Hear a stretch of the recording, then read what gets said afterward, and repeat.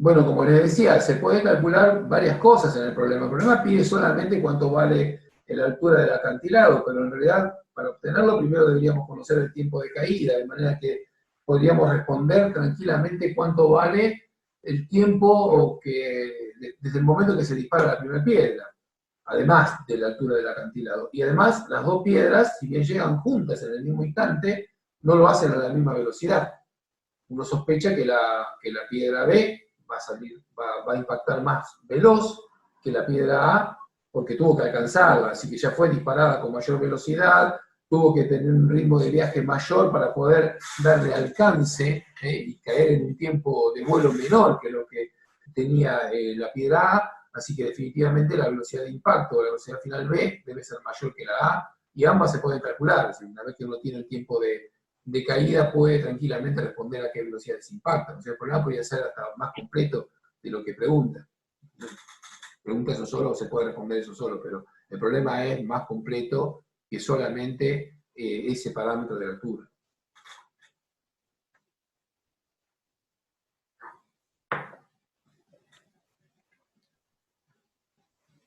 Bien, ¿alguna otra consulta?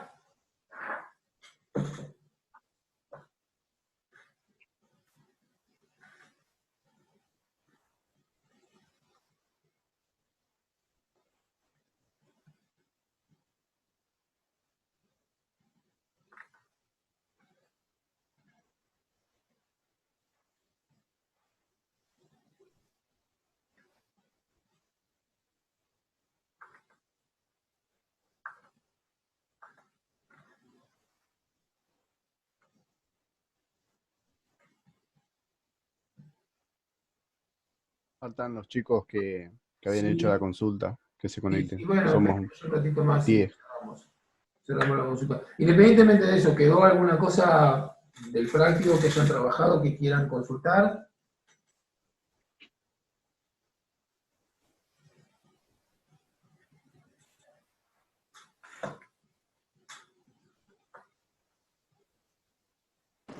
Yo por mi parte no, recién estoy llegando a esos puntos, así que con esto es una ayuda futura. Bien, vale.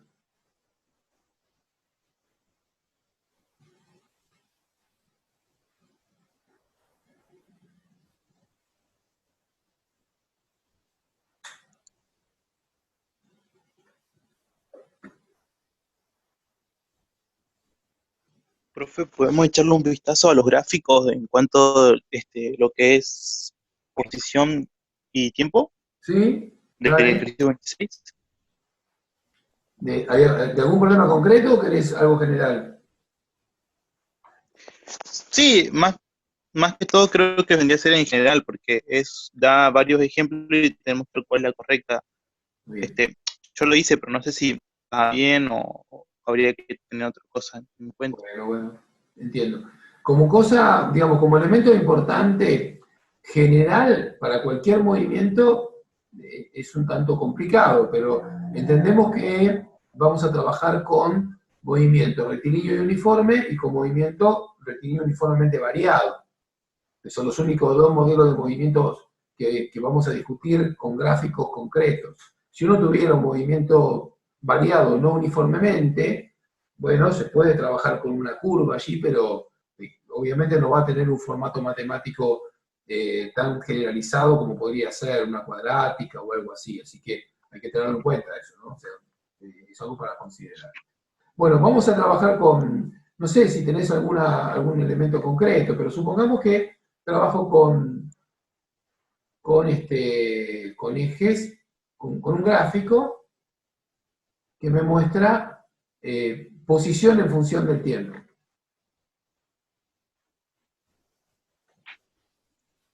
Sí, por ejemplo, el ejercicio 26 nos pide posición en función del tiempo, cuando un objeto es sometido a aceleración constante y positiva. Bueno, tengo el tiempo acá y acá tengo posición en función del tiempo. Y pregunta, la condición es que el movimiento tiene aceleración constante. Bueno, si A es constante, estamos siguiendo un movimiento rectilíneo uniformemente variado. Y por lo tanto, la posición en función del tiempo seguía una ley cuadrática. tenía la forma x0 más b0 por t más 1/2 de a por t cuadrado. Así que lo que puedo Está bien. esperar, Seguías de las fórmulas entonces, y las fórmulas dependiendo son, de algún modo, lo que te está dando el modelo matemático que describe el comportamiento físico del problema. Entonces, si yo voy a Está mirar, bien, claro, sí, de eso mismo me guié yo. bueno, está Estaba bien, bien guiado. Quería ver si era por ese medio, si por eso estaba guiado con eso. correcto, esa es la forma. Entonces, si uno tiene la expresión general y sabe que espera en un movimiento uniformemente variado una expresión analítica que tiene este aspecto, bueno, la gráfica de eso tiene que ser una cuadrática. Puede ser con una concavidad hacia arriba o hacia abajo, con ordenada al origen o no. Eso depende del sistema de ejes, pero uno espera que esto en general dé algo así.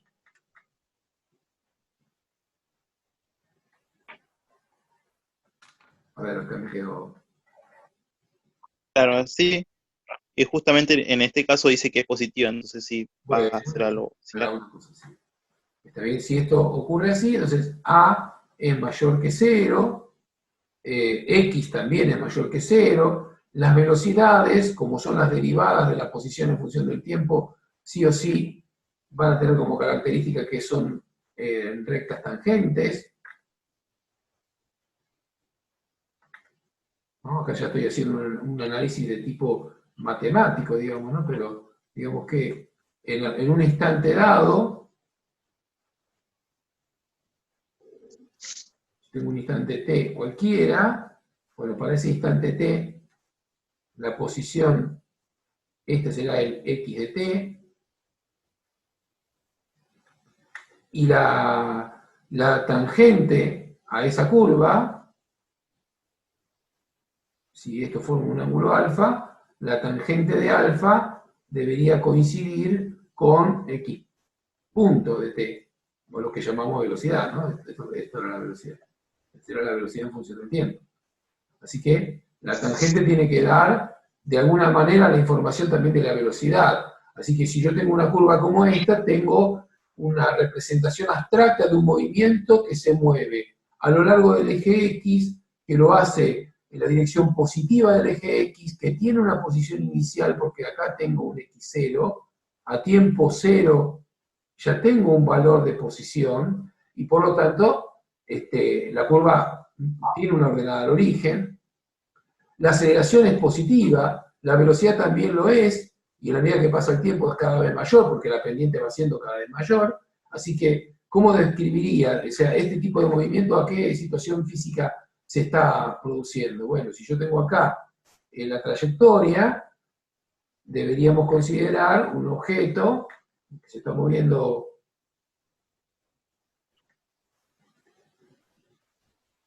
según el eje X.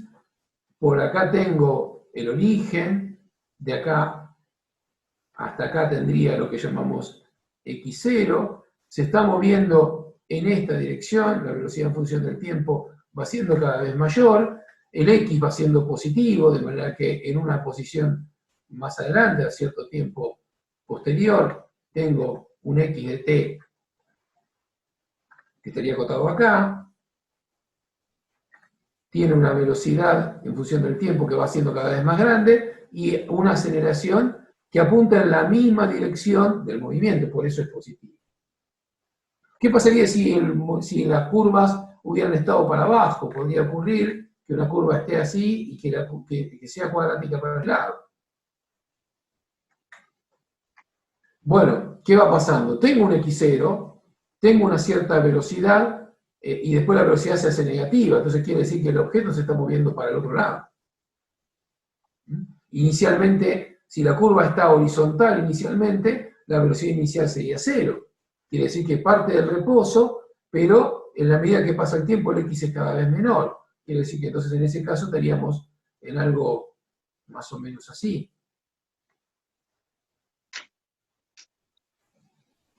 Moviéndose para allá, a la izquierda.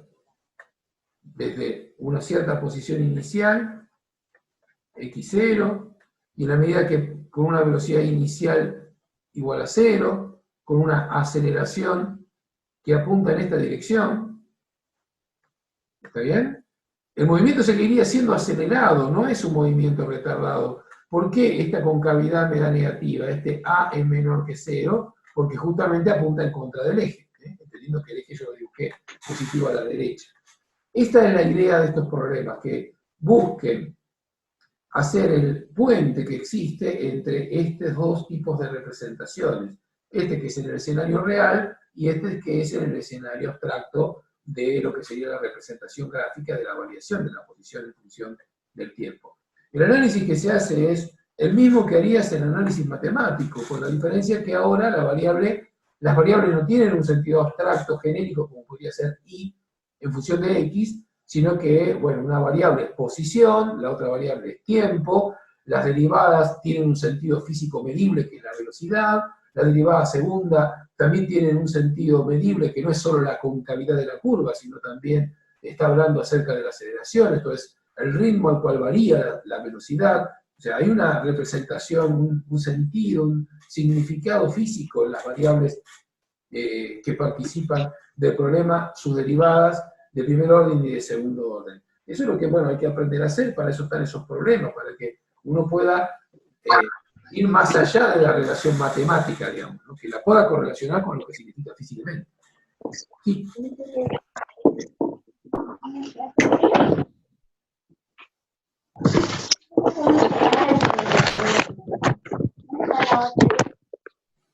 Repetí porque se escuchó más ruido de golpes que tu voz.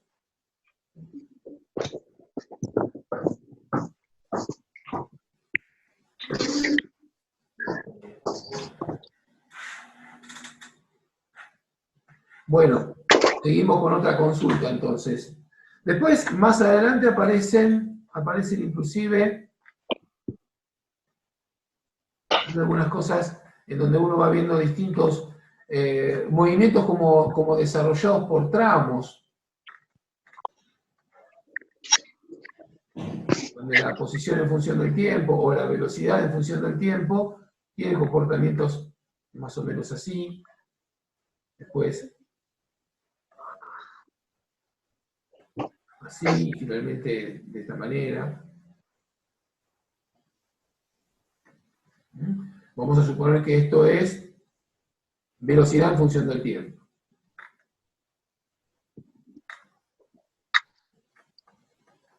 Y acá vamos a poner dos instantes muy característicos, o varios. Esto es T0, esto es T1, esto es T2 acá, y finalmente un T3 en este caso. Entonces, ¿qué pasa entre T0 y T1? La velocidad está aumentando, por lo tanto, acá el movimiento es variado, acelerado, y como la ley es lineal, en esta zona de acá hasta acá está siguiendo un movimiento rectilíneo uniformemente acelerado. Entre T1 y T2 la velocidad no cambia, permanece constante, siempre muestra el mismo valor, por lo tanto acá el movimiento será rectilíneo y uniforme. Y de T2 a T3 la velocidad linealmente se reduce, por lo tanto esto debería ser pensado como un movimiento rectilíneo uniformemente retardado. ¿Qué pasaría si con esta información quisiéramos construir el gráfico de posición en función del tiempo para estos mismos instantes? ¿Sí, Gaby? No, profe, que marcaría lo de que usted dijo por tramos, y en realidad ese tramo son intervalos de tiempo en que se determinan porque tienen movimientos, performance diferentes. Claro, efectivamente. Es un solo movimiento, solo que cambia sus características. Entonces, bueno, el mismo objeto está en primer lugar acelerando, después mantiene el ritmo constante y luego frena. En T3, ¿qué velocidad tendría? Cero. Cero. Lo mismo que al principio. Entonces yo ahora grafico X en función de T. ¿Qué va a pasar en el primer tramo? Es acelerado, por lo tanto, hasta acá va a seguir una ley cuadrática.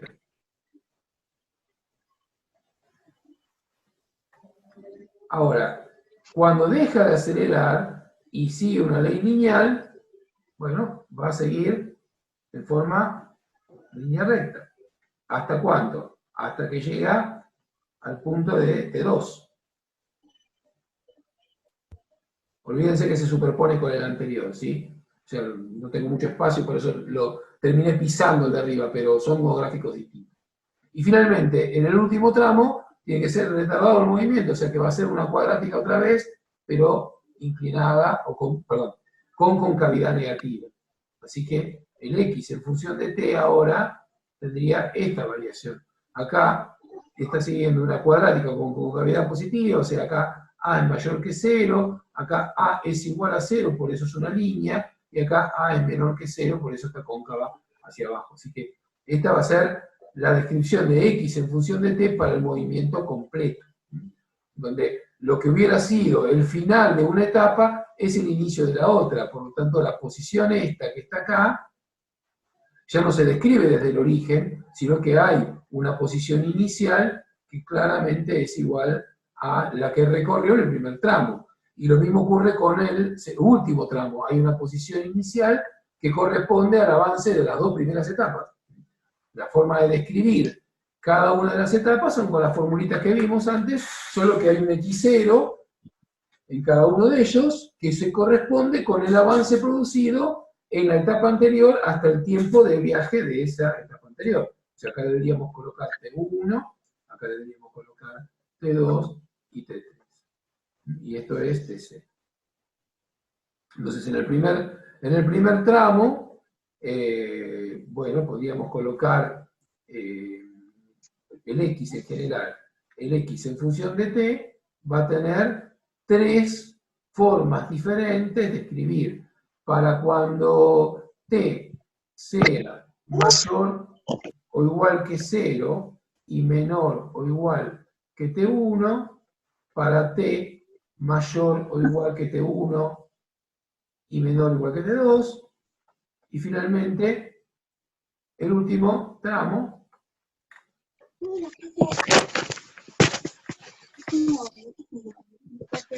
para cuando el tiempo T sea mayor o igual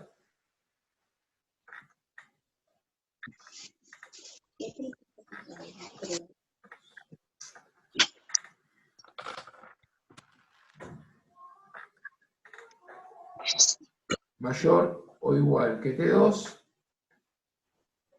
y menor o igual que T3. Para cada una de estas habrá fórmulas diferentes. Una fórmula apropiada para este primer tramo, que describe esta zona que está acá, otra que describe la línea esta que está acá, y finalmente la última, la que describe el último tramo de cuadrática. Este tipo de expresiones no son novedosas para ustedes. Ustedes trabajaron en análisis matemático con funciones y que depende de x igual a, y esto estaba dado por un tramo 1, un tramo 2, y cada una hasta un tramo 3, y analizaron si era continua o no. O sea, cada vez que analizaban cosas de esa naturaleza, en el análisis matemático estoy hablando, ya se había presentado. Esto es un buen escenario en el cual pueden encontrar de aquella herramienta matemática un campo de aplicación concreto. Es decir, ¿en cuándo puedo utilizar una función matemática que la voy a describir por tramos? Justamente en donde yo pretendo encontrar una expresión general, esta X, quiero que sirva para el movimiento completo, pero la ley de variación de ese movimiento no es la misma en todo momento. Acá sigue un movimiento uniformemente acelerado, acá sigue un movimiento uniforme, acá es uniformemente retardado. Ese cambio de característica, que es lo que señala Gaby, es lo que me ofrece un cambio en el comportamiento matemático, y ahí es donde aparece este modelo combinado dado por tramos, que efectivamente lo habían visto en abstracto, y casi como una especie de desafío matemático para analizar la continuidad o la derivabilidad de la expresión, toda una serie de aspectos de análisis muy importantes, pero que estaban trabajados en el campo abstracto, y que hoy, bueno, pasan a un campo más concreto cuando esa función deja de ser una y genérica que depende de una x genérica y pasa a ser posición que depende del tiempo o velocidad que depende del tiempo.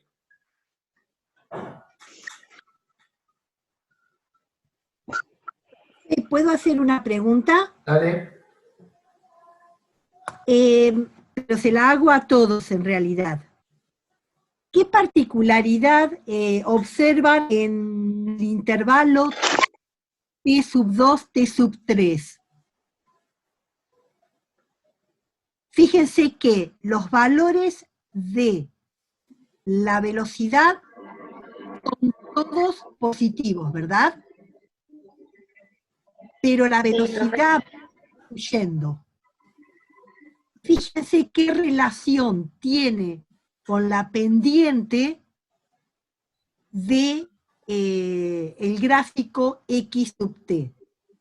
Tienen que ser estrictos, por ejemplo, en que la velocidad se nota que en el instante t tengo velocidad 0, pero tienen que ser claros en las representaciones gráficas que coincida en el gráfico de xt de posición que tenga una tangente horizontal.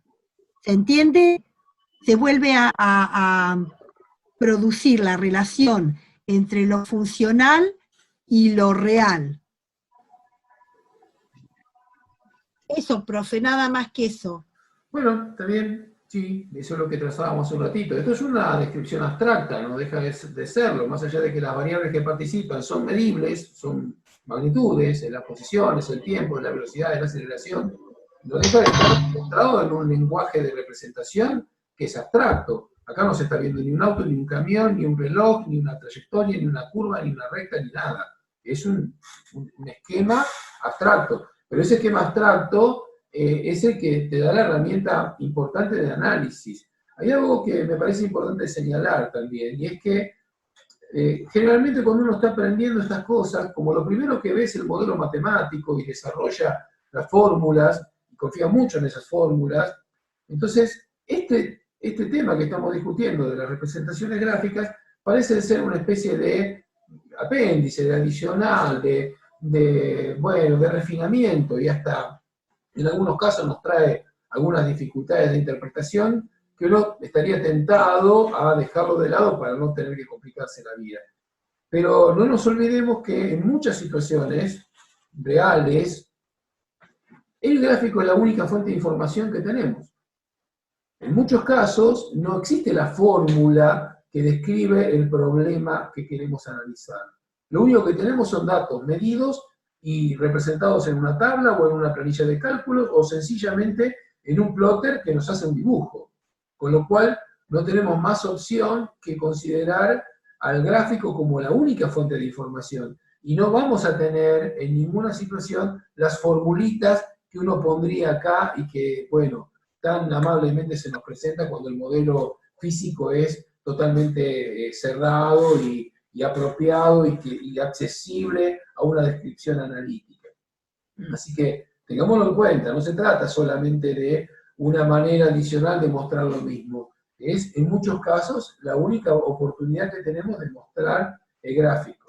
Cuando tengamos movimientos uniformes, uniformemente variados, bueno, sí, tenemos fórmulas y obviamente va a ser mucho más certero utilizar la ecuación, porque inclusive podemos utilizar el nivel de precisión que queramos con el análisis numérico, con la cantidad de decimales que ponemos. Pero si lo que hacemos es el registro de la posición de un móvil real con algún detector de movimiento en función del tiempo, esas formulitas no están, porque el detector de movimiento no calcula formulitas, lo que hace es medir, mide, detecta.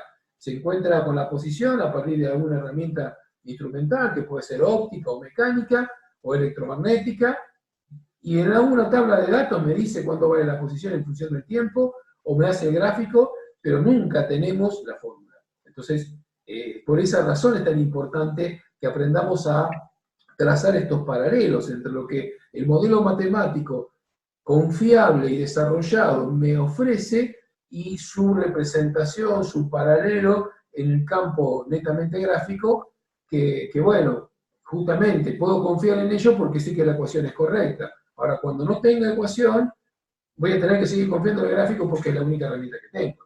El gráfico tiene la misma pieza de información que tiene la fórmula, solo que las cuentas no se hacen, sino que se leen los datos a partir de o la tabla de valores, o el dibujito, o la gráfica, o la tendencia, o la información de infografía que se tenga.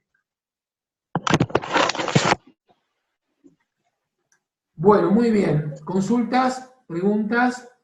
¿Algún otro problema que hayan discutido? Bien, hoy tuvimos unas cuantas para charlar.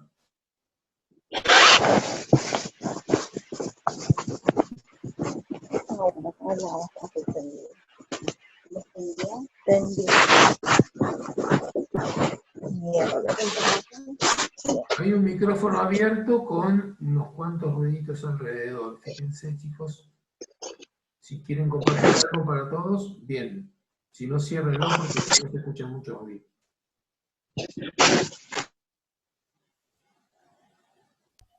Profe, Sí, estuvimos viendo con la profe Gabriela el ejercicio número 43, que habla sobre una grúa que luego se le cae un ladrillo. sí. No sé si lo podríamos ver, yo lo resolví, pero por ahí tengo una duda en cuanto a cuál es la altura máxima respecto al suelo que alcanza el ladrillo. Mi pregunta era si la altura máxima son justamente esos 6 metros que asciende el pallet. No, es un poco más. Porque esos 6 metros que Es un desciende el poco. pallet es la altura que tiene en el momento que el ladrillo se dispara o se cae.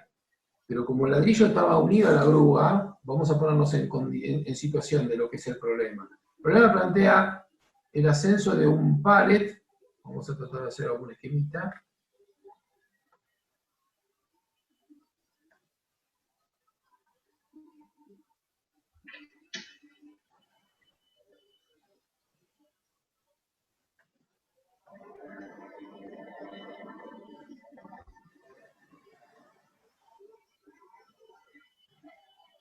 Eso es más o menos así.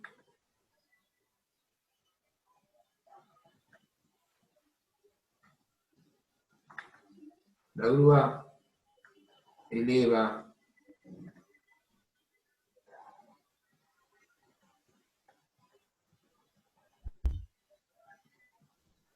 toda esta estructura, lo hace con cierta velocidad de ascenso. Esto tiene una velocidad, que es dato del problema, no recuerdo el valor, pero es una velocidad. Y en algún momento este ladrillo se desprende. En realidad está lleno de ladrillos, pero vamos a suponer que en algún momento este ladrillito se desprende. Entonces, ¿qué pasa después de esto? Una vez que se desprende, el ladrillo, justo en el momento en el que se desprende, con respecto al suelo, el suelo está por acá abajo, acá es donde están los 6 metros,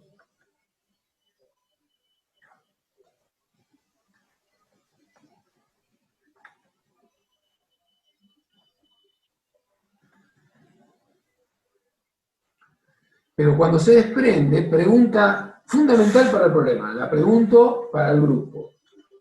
Apenas se desprende, ¿el ladrillo está en reposo o tiene velocidad? Tiene velocidad. Tiene velocidad. ¿Cuál? La que tiene la grúa. Claro, que son ¿Está bien? 5 metros Entonces, sobre segundo. si ahora centro la atención en el ladrillo, al ladrillo lo tengo que pensar como un objeto disparado hacia arriba con la misma velocidad que traía con la grúa. O sea, para el ladrillo no se deja caer, sino que tiene una velocidad V0 que es igual a la velocidad de la grúa. ¿Qué dato? No sé cuánto varía, pero es dato. Entonces, cuando 5 quiera metros sobre describir... segundo. ¿Cuánto es? 5 metros sobre segundo. Bien, 5 metros sobre segundo. Entonces, el ladrillo, en el momento que se desprende, tiene esos 5 metros sobre segundos y es hacia arriba, porque justamente el ladrillo estaba pegado a toda la estructura de izaje y el ladrillo se desprende, pero en principio sigue subiendo contra la gravedad. Como se desprendió, la gravedad al final lo va a frenar, va a llegar a la máxima altura y de ahí se va a empezar a caer.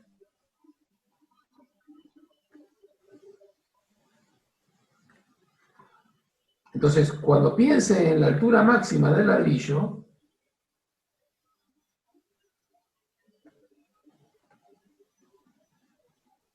esa altura máxima no es los 6 metros, es un poco más.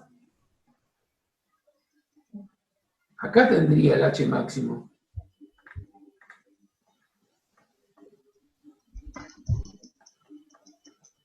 Porque el ladrillo fue disparado, no voluntariamente, pero como estaba pegado a una plataforma que estaba ascendiendo con esta velocidad, bueno, el ladrillo también la tiene esa velocidad hacia arriba, con lo cual va a seguir subiendo un poquito más contra la gravedad hasta que llegue a H máximo y por supuesto desde allí va a empezar a caer.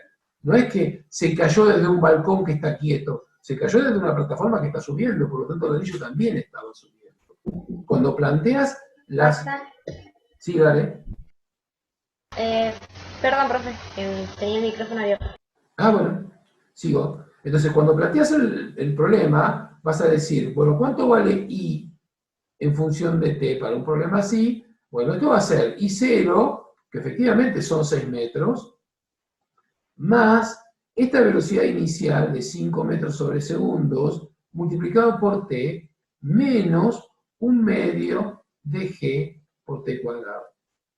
Y la velocidad del ladrillo en función del tiempo va a ser igual a 5 metros sobre segundos menos G por T. O sea, esta velocidad que era inicialmente de la plataforma está en el ladrillo al momento de que el ladrillo se desprende. Estas son las cosas que hay que considerar. ¿Cómo se llega a la altura máxima? Bueno, cuando llegue a la altura máxima, ¿cómo sé que llegó a la altura máxima? La velocidad en función del tiempo, ¿cuánto tendría que ser? El ladrillo sube contra la gravedad, llega a la máxima altura y de ahí va a empezar a caer porque nadie ataja el ladrillo, simplemente se cae. Entonces, esta velocidad va a ser 0.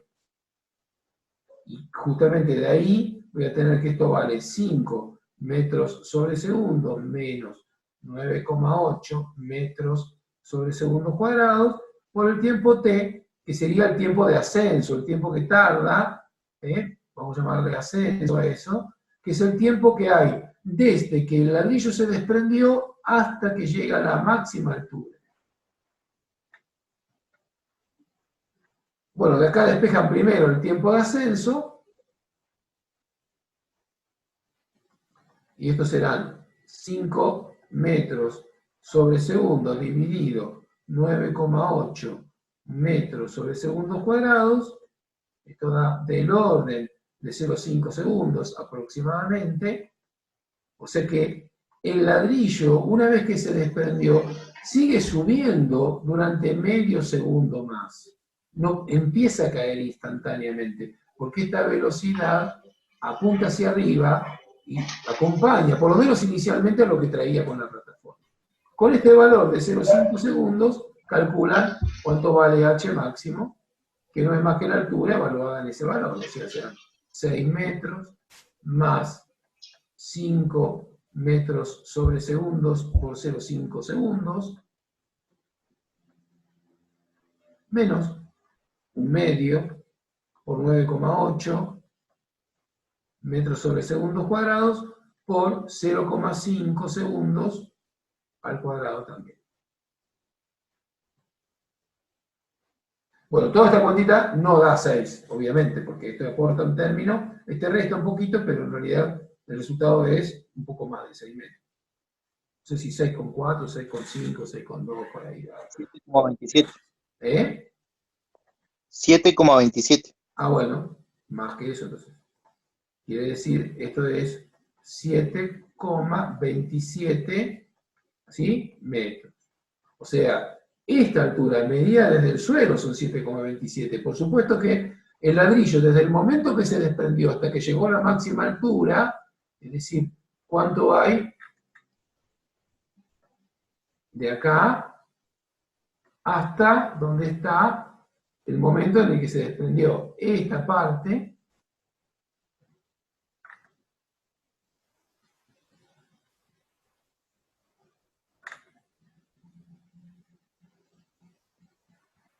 De acá hasta acá, esto es 1,27.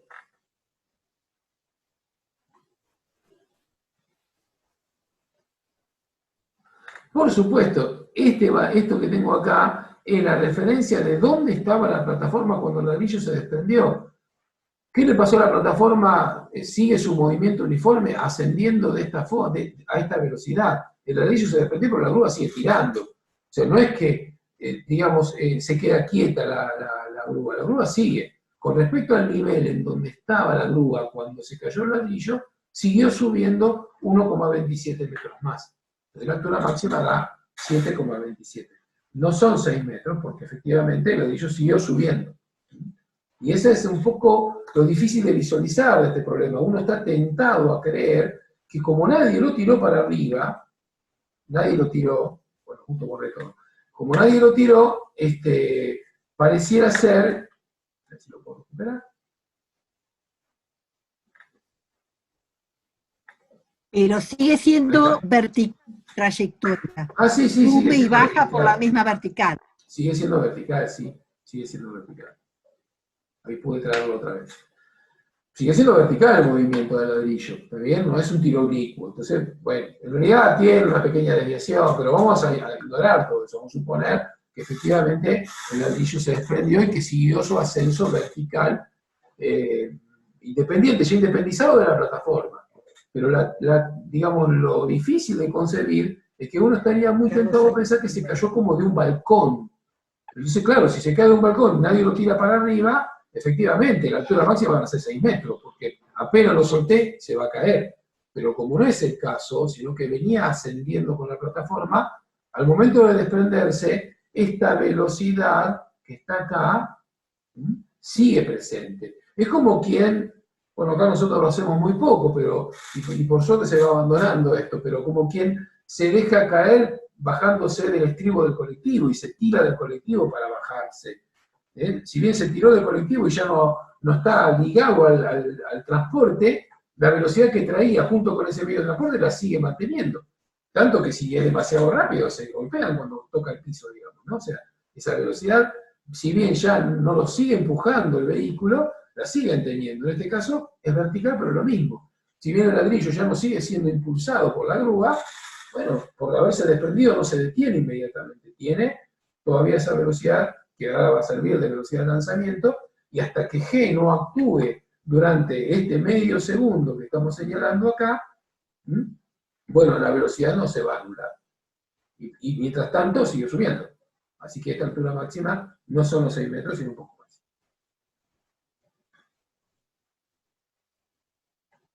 ¿Se entendió? No me acuerdo quién fue que planteó el problema, pero más o menos lo que ocurre.